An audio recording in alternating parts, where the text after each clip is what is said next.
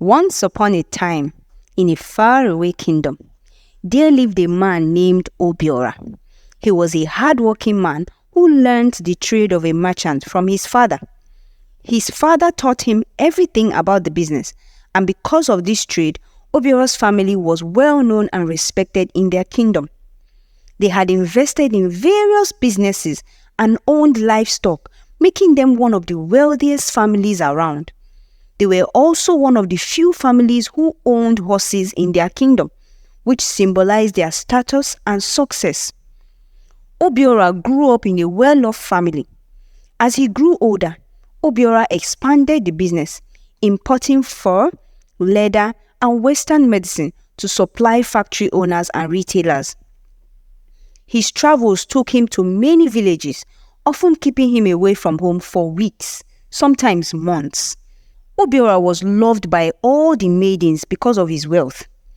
As maidens sat while hanging out, they often talked about him as the perfect husband. "I want to marry a man, a kind and brave man like Obiora, a man who will take good care of me," said Ucheoma, laughing and dreaming with her friends. Ucheoma had deep feelings for Obiora. Whenever she saw him, she would blush.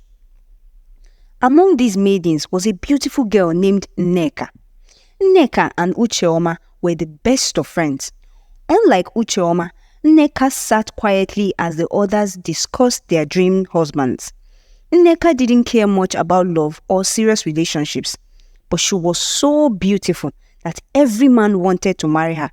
Her beauty had caught the heart of Obiora. As the sun began to set, painting the sky with shades of orange and pink, one of the maidens turned to Nneka. "Why are you so quiet, Nneka? Don't you dream of marrying a man like Obiora?" Nneka shrugged and gave a small smile. "I don't think about it much," she replied. Another maiden leaned in closer. "But don't you see how all the men look at you? Especially Obiora. He only has eyes for you." These words made Ucheoma sad. Since childhood, she had been friends with Obiora and did everything to make him notice her, not just as a friend. She would even go to his mother's house to help out, hoping he would see her in a different light. Ucheoma sighed, trying to hide her sadness. "Obiora is a great man," she said quietly, forcing a smile. Nneka looked at Ucheoma, noticing the pain in her friend's eyes. "Ucheoma, you are kind and caring. Any man will be lucky to have you." But Ucheoma just nodded, her heart heavy. Meanwhile, Obiora was making plans. He was hell-bent on winning Nneka's heart, no matter what it took. Later that week, Obiora with his friend Zikora approached Nneka's home. He brought gifts and spoke with her parents, expressing his wish to marry her. The news spread quickly and the maidens buzzed with excitement. "Nneka, Obiora wants to marry you?" one of them asked the next day. Nneka's eyes widened in surprise, but she remained calm. "Let's see what happens," she said softly. Before Obiora could finalize his marriage, a rumor spread that Nneka was pregnant. When Obiora's mother heard the news, she hurried to his house and found him with his friend Zikora. "The kingdom is buzzing with the news of Nneka's pregnancy. Are you responsible for her condition?" she asked, worry etched on her face. "No, mother," Obiora replied firmly. "People are just jealous of Nneka. I have never touched Nneka in that way." His mother was not convinced. "You should pause the marriage and get to know Nneka better. There may be things you do not know." Obiora sighed, trying to stay calm.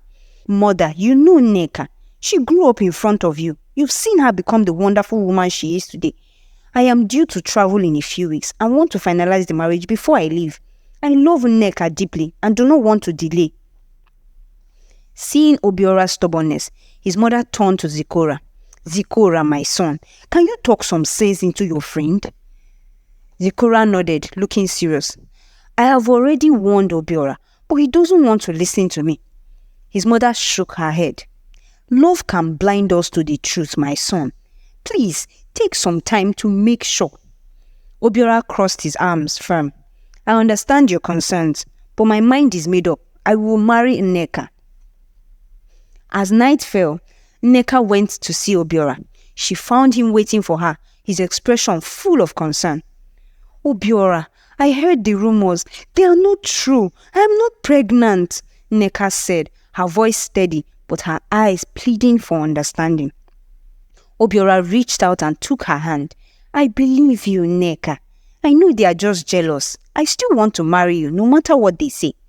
Nneka smiled, feeling a wave of relief. Thank you, Obiora. Your trust means everything to me. They stood together under the moonlight, talking and laughing. But as they prepared for their wedding, the villagers continued to whisper, and the tension grew. On the eve of the wedding, Ucheoma cried her eyes out. She loved Obiora deeply, but she knew he loved her friend Nneka. Despite her sadness, Ucheoma decided to attend the wedding the next day. The morning of the wedding was bright and cheerful. Obiora, his friends, and his family went to Nneka's family, singing and carrying gifts. As they walked, Zikora pulled Obiora aside. Obiora, it's not too late. You can change your mind. I don't trust Nneka at all. She looks down on people like me who are merely farmers. She's very ambitious and cunning. Don't be fooled by her calmness and beauty. You don't see it because you're always traveling. Obiora's face turned red with anger.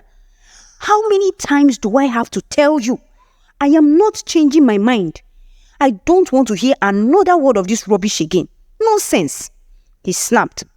Zikora sighed, realizing he couldn't change his friend's mind. They continued their journey and the wedding proceeded.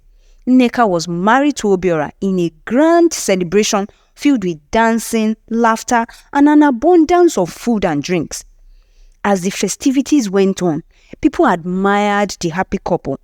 Nneka, in her stunning dress, looked like a queen, and Obiora couldn't take his eyes off her. Look at them, whispered one of the maidens. They are perfect together. Yes, another replied. I hope they have a happy life. After the celebrations, Nneka moved into her beautiful new home with Obiora. The house was large and filled with everything they could ever need. Nneka, welcome to our home, Obiora said warmly. I hope you will be happy here. Nneka smiled, taking his hand. Thank you, Obiora. I am excited to start our life together. A week after their wedding, Obiora was due to leave for work. He stood by the door, holding Nneka's hands. I'll be back in 3 weeks, my love, he said, kissing her gently. Nneka nodded, smiling. I will miss you, but I'll be here waiting. Obiora continued to run his business, traveling for a few weeks and then returning home. Their marriage was filled with happiness, and whenever Obiora was back, Zikora would come over for dinner. They would laugh and share stories late into the night. 3 months into their marriage, Nneka had exciting news. Obiora, I have something to tell you, she said one evening. What is it? Obiora asked, curiosity in his eyes. I'm pregnant, Nneka announced, her face glowing with joy. Obiora was over the moon. He hugged her tightly, his eyes shining with happiness. This is wonderful news. Before leaving for his next trip, Obiora, worried about Nneka, invited his mother over for dinner to share the news. Mama, Nneka is pregnant, he announced proudly. I was hoping you could stay with her while I'm away to take care of her. But Nneka quickly interrupted.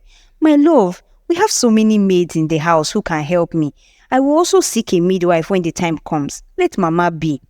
Obiora's mother looked at him, hoping he would insist. But Obiora, wanting to keep the peace, nodded. You are right, my love, he said. The rest of the dinner was quiet and a bit tense. Obiora's mother said nothing more, but the atmosphere felt heavy. The next day, Obiora left for his trip, leaving Nneka to manage the household with the help of their maids. A week later, Obiora's mother decided to cook her special healthy soup for Nneka. She wanted her grandchild to be healthy, so she made sure none of the maids interfered with her recipe. She prepared the soup, covered it nicely, and walked to Nneka's house, humming a cheerful tune. As she approached the house, she saw a man stepping out, with Nneka walking him out. Obiora's mother stopped, surprised to see the man. "Oh, Mama, this is Ikem, Obiora's friend," Nneka explained quickly. He didn't know that Obiora had traveled and he wanted to tell him about a business opportunity. The man walked past Obiora's mother, who noticed that he quickened his pace as soon as he left the yard. She turned back to Nneka, standing at the door. "Nneka, who is this friend that I have never seen before? I know my son's friends. What is it you are not telling me?" she asked, suspicion in her voice. "Mama, he said he's Obiora's friend. Should I have told him no? I didn't know him, but who am I to say he's not Obiora's friend?" Nneka replied, trying to stay calm. Obiora's mother frowned, but said, "Okay," before turning back with her maids and the soup. "Mama, wait now," Nneka called after her, but she kept walking. Back at her own home, Obiora's mother couldn't shake off her worries. She decided to wait for Obiora's return. When Obiora returned home, Nneka was overjoyed to see him. Her bump was growing and she embraced him warmly. The next day, Obiora told Nneka he was going to visit his mother. Suddenly, Nneka started screaming in pain. "Obiora, I am not feeling well. I think it's the pregnancy," she cried. Okay, Obiora said, sounding scared. "What do you need me to do?" "Take me to the bedroom. Stay with me," Nneka pleaded. Nneka was sick the whole week, and Obiora had to delay his departure. After a week, as they sat together in bed in the morning, Obiora looked at Nneka with concern. "Nneka, I have to leave for my business trip tomorrow," he said gently. "But before I go, I will seek a midwife to make sure you are well taken care of." As evening approached, Nneka started to feel better. "Oh, you look better," Obiora said, surprised. "I was very worried, but don't move too much." They sat and chatted until late into the night. As Obiora was about to go to bed, he heard a knock at the door. "Who could it be this late at night?" Obiora asked, looking at Nneka, who was also surprised. The knock came again, this time with a voice.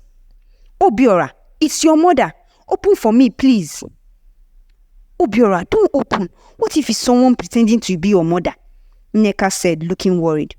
Obiora hesitated, but then heard another voice. "Obiora, it's us. Please open," called Zikora. "Nneka, there's no way someone can pretend to be both my mother and my friend. I'm opening the door," Obiora said, walking towards the front door. "I'm coming," he called out. Obiora opened the door. "Mama, what's happening this late at night? You are scaring me," he said. "No, don't worry, son. But I have to tell you something very important. Please walk with me," his mother replied. Nneka, standing by, protested. "Mama, what is so important that you can't say it here? You can't take Obiora out this late and leave me alone." "Ah, Nneka, your house is full of maids. Besides, when Obiora is away, you are always alone, aren't you?" Unless you are not alone when Obiora is gone," Obiora's mother said, her voice sharp. Nneka cleared her throat. What are you trying to say?" she stammered. Obiora interrupted. "It's okay, my love. I will quickly accompany Mama. I will leave Zikora here with you." With that, Obiora walked out with his mother, leaving Nneka and Zikora standing in the doorway. As Obiora walked his mother back to her house, she began asking questions. "Obiora, this time you didn't come to visit. If it weren't for Zikora, who visited me earlier tonight and told me you were leaving tomorrow, I wouldn't have seen you at all," she said, sounding hurt. "Mama, I didn't mean to," Obiora replied. "Nneka was very sick this whole time. I was coming to see you, but she started screaming in pain. She only got better earlier tonight. I was so scared I couldn't even think of sending someone to bring you." "Oh, and she suddenly felt well because you are leaving tomorrow?" his mother asked, raising an eyebrow. "Mama, what do you mean?" Obiora asked, confused. "Now I am even more convinced to tell you what I need to tell you. Do you know an Ikem?" she asked. "Which Ikem now, Mama? I don't know any Ikem," Obiora replied. "Ikem, your friend, was here at your house looking for you," she said. "No, I don't have any friend named Ikem," Obiora insisted. "Okay, His mother began telling him everything that happened the day she found Nneka with Ikem. "Mama, you worry too much. What if the man was just lost? So now there should be no man coming to my house because you suspect Nneka," Obiora said, getting defensive. "My son, listen to me for once. I know you love Nneka and she does no wrong in your eyes, but I am your mother. I love you and would never mislead you. The guy can't be lost now. Didn't your wife say he is your friend, Ikem? At least, even if you don't believe me, investigate this matter. If you don't find out anything, you won't ever hear me say a word about this again. Please, Obiora, I want to see you happy, and I mean well," Obiora's mother said, tears welling up in her eyes. Seeing how serious this was to his mother, Obiora felt conflicted. "All right, Mama, I will investigate," he agreed, feeling a mix of doubt and loyalty. He accompanied his mother to her yard and they said their goodbyes. As Obiora walked back to his house, he started having doubts about Nneka. His heart felt heavy, but he hoped his mother's suspicions would not be true. When Obiora got to his house, he found Zikora still sitting, waiting for him. Zikora quickly stood up. "I have to go. It's very late now," Zikora said. "Let me walk you out," Obiora offered. They walked out together. When Obiora returned inside, Nneka was sitting anxiously, waiting for him to say something. "And? What did she say?" she asked. Obiora smiled, hiding his sadness. "Nothing you should worry about. She was just worried that I didn't visit her. I have to go to bed. I have an early morning tomorrow," he said, walking towards the bedroom, leaving Nneka standing. Nneka took a deep breath and followed Obiora to the bedroom. Early in the morning, as Obiora was saying goodbye, he said, "Oh, by the way, Zikora will come and help out with cleaning the yard and doing the gardening whenever he's free. He said he needs some extra work." "My love, but Zikora works at the farms. There are more people who need this job than Zikora. Why don't you just hire someone random? Besides, we have a gardener," Nneka replied. "Don't worry about it, love. I'm just helping him out for a short while. I wanted to give him money, but he said he would rather work for it. You won't even know he's here," Obiora insisted. As Obiora left, he started doubting Nneka, seeing how she was reluctant to have Zikora work in their yard, but he left for work anyway. Zikora started frequenting the house, helping in the garden. He had a good relationship with the maids, who served him lunch. Sometimes, he would sit with them and eat together. When he finished eating, he would take the tray and dishes back to the kitchen. One day, on his day off from the farm, Zikora decided to go to Obiora's house. He went to the storeroom, took his garden tools and started working. To his surprise, no maid came to bring him lunch. Feeling hungry, he decided to look for food. As usual, he used the back door that led to the kitchen. He got inside and looked around but found no maids. As he turned back to leave, thinking he would eat when he got home, he heard voices laughing in the sitting room. He walked out to go back to his garden work, but paused, realizing he heard a male voice. Thinking Obiora was back, Zikora turned back to the kitchen and started walking to the living room. Before he stepped in, he heard Nneka's voice. "Oh, Ikem, our child will be due soon. I just worry because you won't raise him, but he will have a good life. Obiora's businesses have grown so big and our child will inherit them along with the other children we will have," Nneka said. Ikem replied, rubbing in Nneka's bum.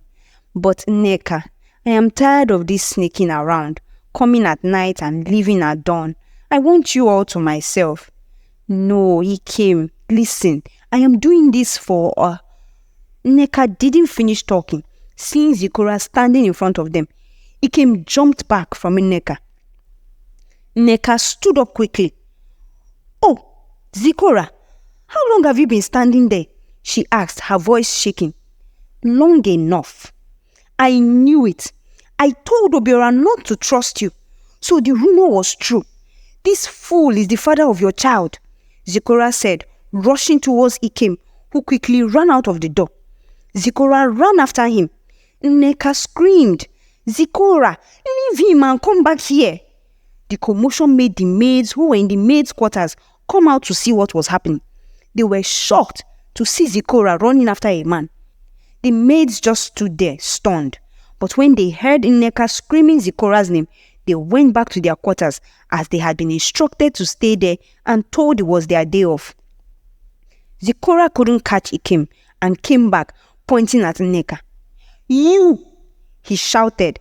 Nneka tried to hush Zikora and pulled him inside the living room. "Zikora, please listen to me, I beg you. Don't tell Obiora about what you saw and heard. Please, I can give you whatever you want. If it's money you want, I have plenty of it."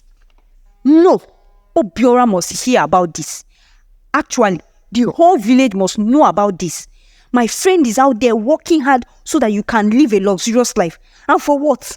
For him to raise a child that's not his?" Zikora fumed. "Zikora, think about it. There is more wealth in this house that can feed the entire village. But look at you. You have a rich friend, but you are only his gardener. If Obiora considered you a friend, wouldn't he have taught you some skills so that you could make money like him? You are just his lapdog," Nneka said calmly, her voice sweet and persuasive. Zikora kept quiet for a while, looking confused. Nneka leaned closer to him, holding his chin. "Think about it, Zikora. He doesn't care about you." Zikora, feeling the tender touch of Nneka's soft hands, held her hand. "Nneka, you are right. Obiora told me to come here to watch over you that day when his mother came at night. He suspected you. Actually, Obiora thinks I'm his gatekeeper. He takes me for granted," Zikora said, bitterness in his voice. "You see, he has friends in high places, but he calls you a friend while you remain poor," Nneka added. "So, what are you going to offer me so that I keep quiet?" Zikora asked. "Name your price," Nneka replied. Zikora told her that besides money, he wanted her too. "But Zikora," Nneka protested, "I am heavily pregnant. What can I possibly give you?" Zikora replied, "What were you giving Ikem? He was only coming to keep me company and the baby. I get so lonely here," Nneka said. "All right. From now on, I will keep you company until you give birth, and you will be mine after birth," Zikora demanded. And so, a new secret affair between Zikora and Nneka began. Exactly 7 months after their marriage, Nneka gave birth.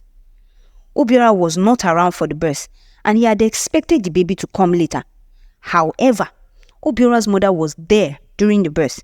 She pulled the midwife aside and asked if the child was premature. The midwife assured her that the child was born at the right time. In fact, a few weeks after 9 months. This got Obiora's mother worried. She started thinking to herself, either the rumor was correct, or Obiora and Nneka conceived before marriage. She was no longer sure. She sent one of her employees to take the news of the child's birth to Obiora at the seaport. Obiora came back after 3 days and immediately entered the nursery where Nneka was lying with the baby. He rushed in excitedly. "Where is he? Where is my son?" Obiora asked eagerly. Nneka, holding the baby, opened the blanket, revealing a cute baby boy cooing. "Here he is, Obiora. He came early. Our son came early." Obiora held the boy and shed a tear of joy. He was over the moon and told Nneka he would be staying for a month or so. Nneka was very happy too. Everyone was delighted for the baby. Among the visitors were Ucheoma and Zikora. During one of Zikora's visits, he and Obiora stepped aside to talk. "Zikora, I need to ask you something," Obiora began, looking serious. "You've been around while I travel. Have you noticed anything unusual with Nneka?" Zikora smiled reassuringly. "Obiora, your wife is a very faithful woman. You should never suspect such a decent woman. She sits alone, waiting for you to come back home. Trust me, there is nothing to worry about." Obiora sighed with relief. "Thank you, Zikora. Your words mean a lot to me. I guess I have been letting other people's doubts get to me." "Don't let them," Zikora advised. "Nneka loves you, and she has been nothing but loyal. Focus on your happiness and the beautiful family you have." During Obiora's stay, he also went to visit his mother as he usually did when he was back. They sat together, talking. "And how are Nneka and her son doing?" his mother asked. "They are fine, Mama." "Why do you say her son? Is he not my son too?" Obiora asked, frowning. "My son, you do realize you have only been married to Nneka for 7 months, right?" she asked gently. "Mama, stop this now. I know where this is going. Nneka already told me the baby came early," Obiora replied, frustrated in his voice. "Is that right? How early?" she pressed. "I never thought I would say this, but Obiora, wake up, my son." "No, mother.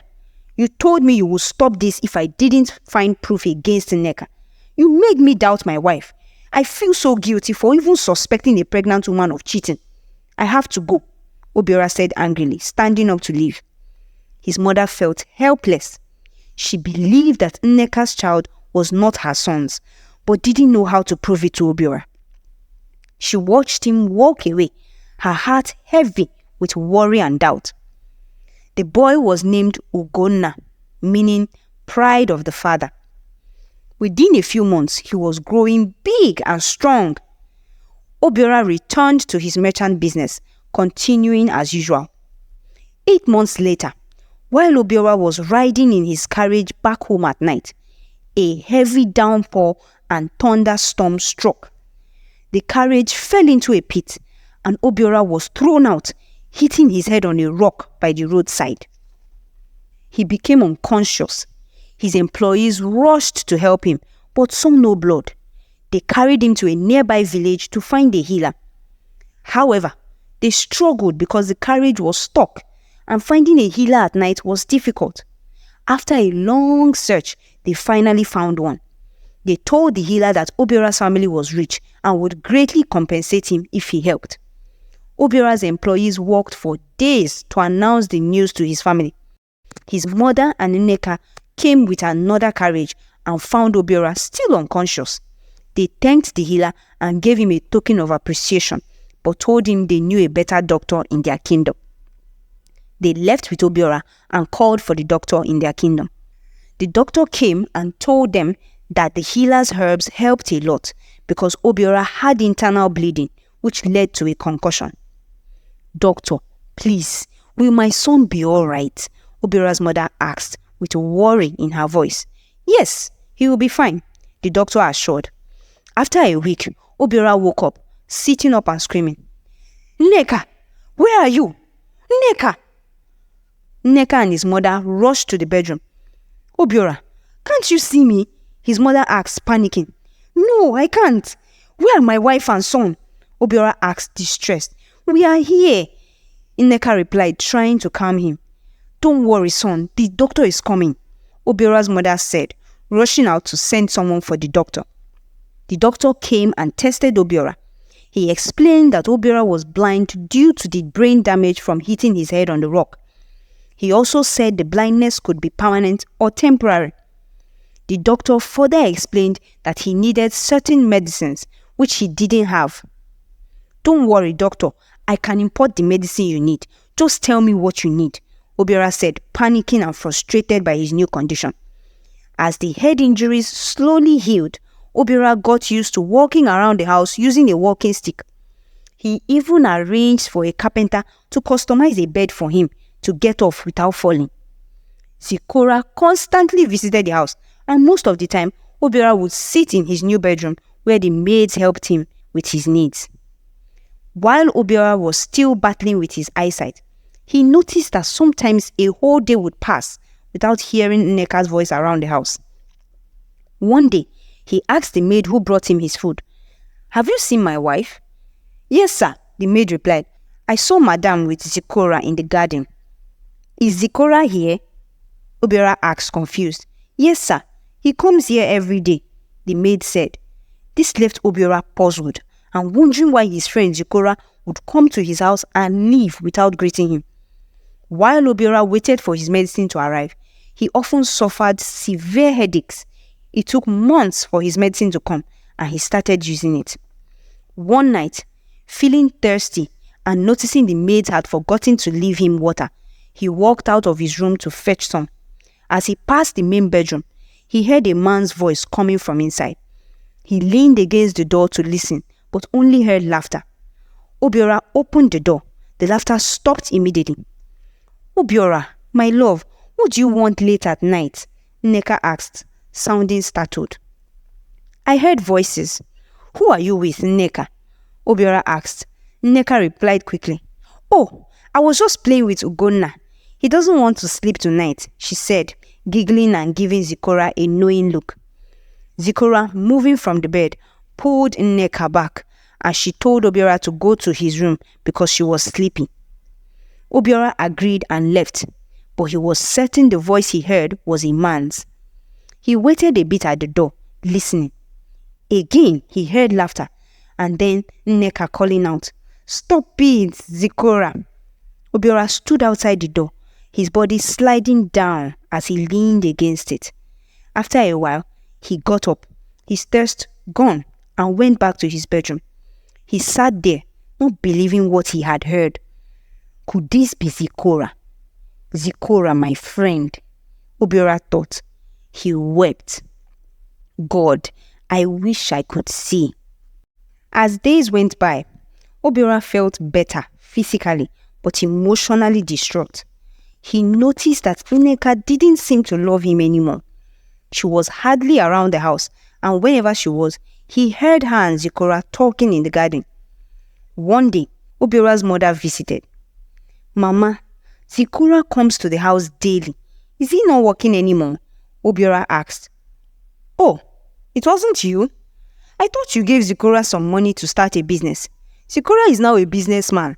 He has a small poultry farm. And oh son, when your eyesight returns, you will see how Zikora dresses. He wears the finest clothes. And the day Zikora quit his job, I heard he fought with his boss and insulted him.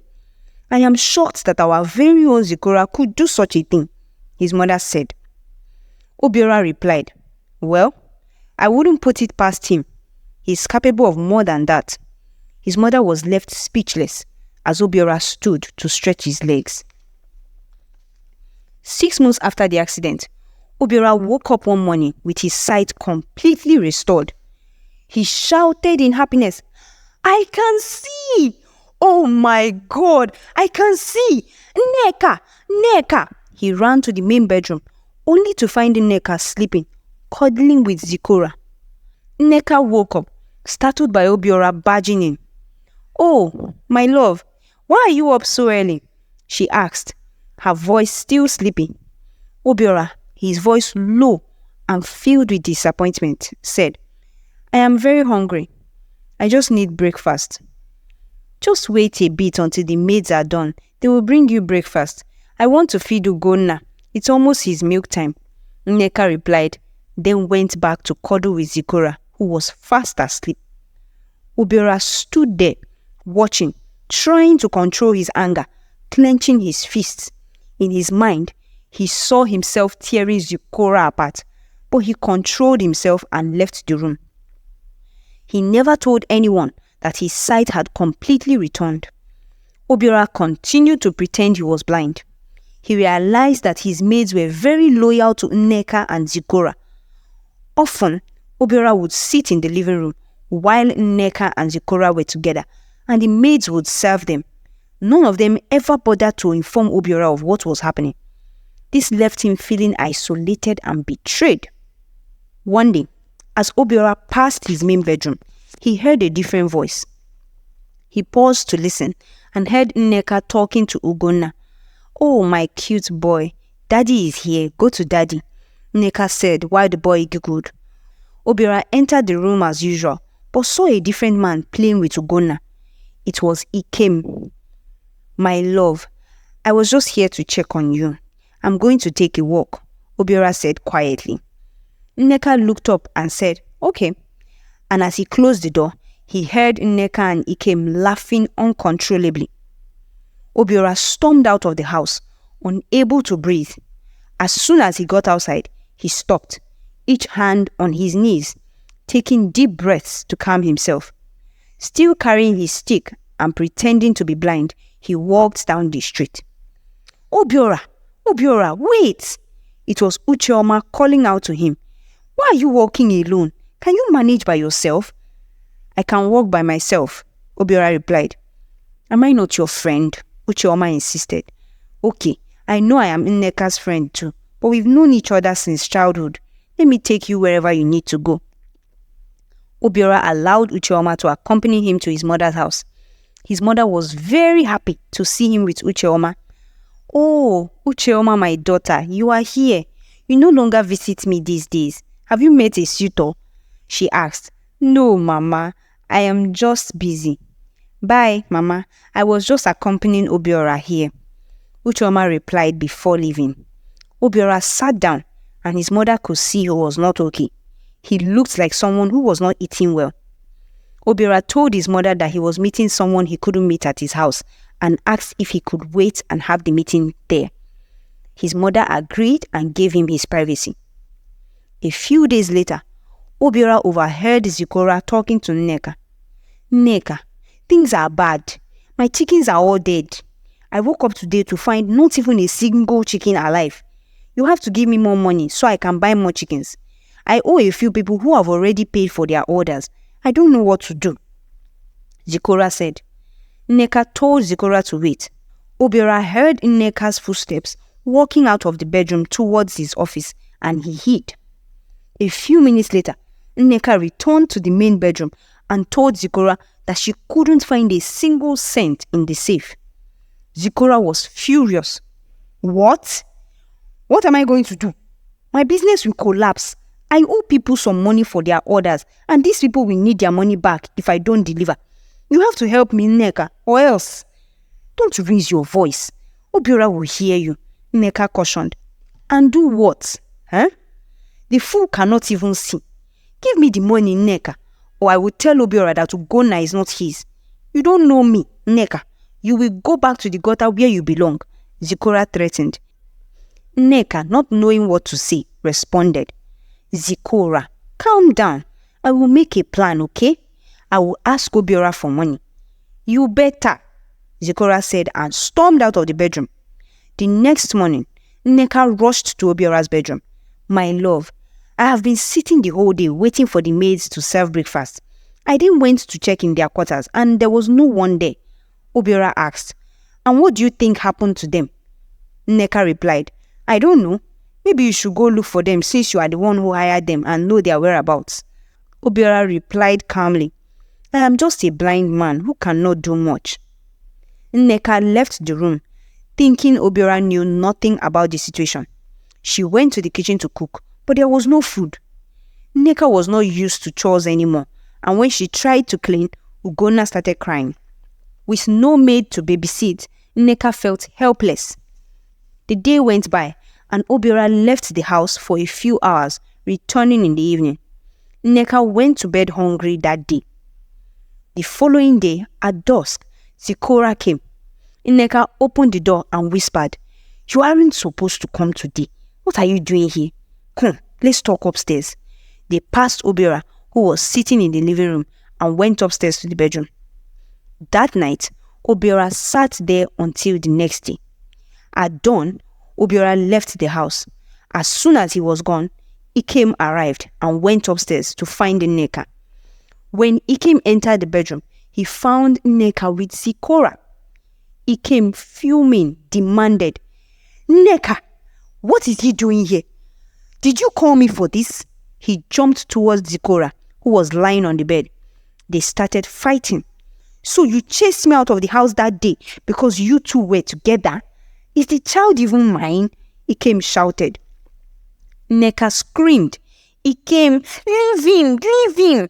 She tried to pull Ikem off Zikora, but Ikem pushed her hard and she hit the wall. Feeling paralyzed for a few minutes, Nneka watched as Ikem pulled Zikora from the bed and the fight moved to the balcony. Zikora regained some strength and started hitting Ikem back. Nneka, leaping from the bedroom, shouted, Stop it! Somebody help me! She called out for Obiora, but no one came. Ikem pinned Zikora against the balcony rails. Nneka jumped in, trying to pull them apart, but Zikora fought back, and suddenly, Ikem fell from the balcony to the ground in the front yard. Nneka and Zikora looked down to see a group of people rushing towards Ikem, who lay motionless in a pool of blood.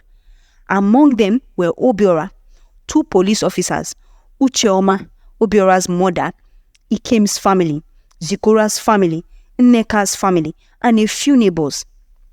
Ikem's family knelt next to his body, screaming. Obiora, sounding confused, asked, "Everyone, what is going on? Can somebody explain to me what's happening?